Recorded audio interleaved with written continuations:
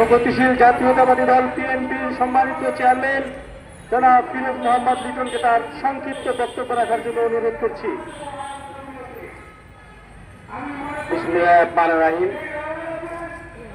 বাংলাদেশ জাতীয়তাবাদী সাংস্কৃতিক ফাউন্ডেশন কর্তৃক আয়োজিত আজকের মানববন্ধন অনুষ্ঠানের সম্মানিত সভাপতি জনাব হুমায়ুন কবির ব্যাপারী, জাহাঙ্গীর হোসেন শামীম প্রধান অতিথি হিসাবে উপস্থিত আছেন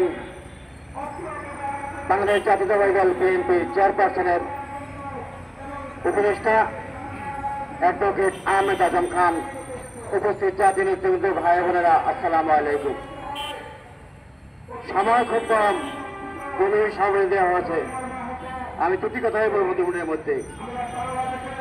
শহীদ রাষ্ট্রপতি জিয়া রহমানের সহধর্মিণী সাবেক সফল প্রধানমন্ত্রী দেশনেত্রী বেগম খালেদা জিয়া তার প্রতি যে অন্যায় অবিচার করে এক কাপড়ে বাড়ি থেকে বের করে দিয়েছিলেন ব্রিটিশ শেখ হাসিনার সরকার।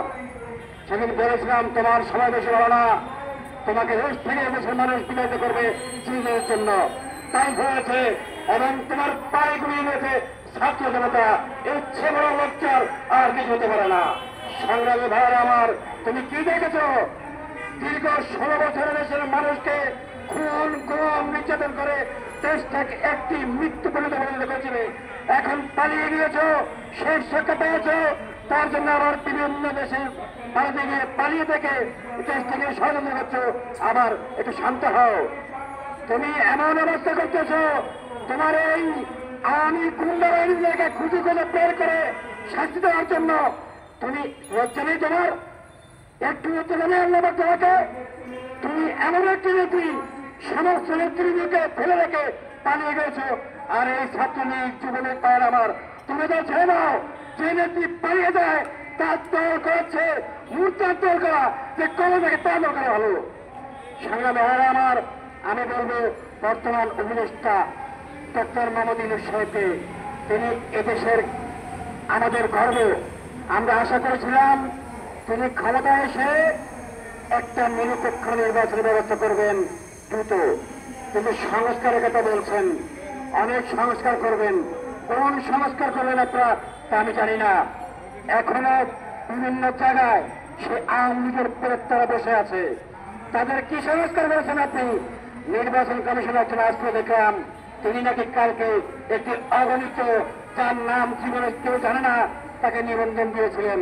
তার মানে মনে হচ্ছে যে আপনারা ভিতরে ভিতরে কোনো ষড়যন্ত্র করছেন। মনে রাখবেন, ষড়যন্ত্রের পরিণাম খুব ভয়াবহ। আরেকটি কথা বলি, অনেক ষড়যন্ত্র হচ্ছে, কোন ষড়যন্ত্র লাভ হবে না।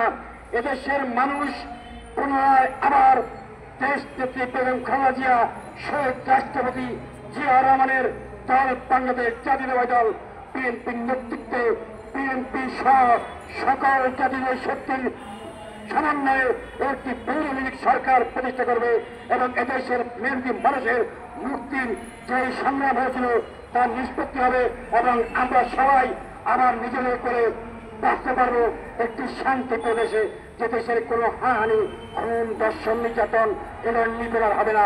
সকলকে বিদায় জানিয়ে আমি আমার বক্তব্য শেষ করছি। খোদা হাফেজ। বাংলাদেশ জিন্দাবাদ। প্রগতিশীল জাতীয়তাবাদী দল বিএনপি জিন্দাবাদ। সকলকে ধন্যবাদ।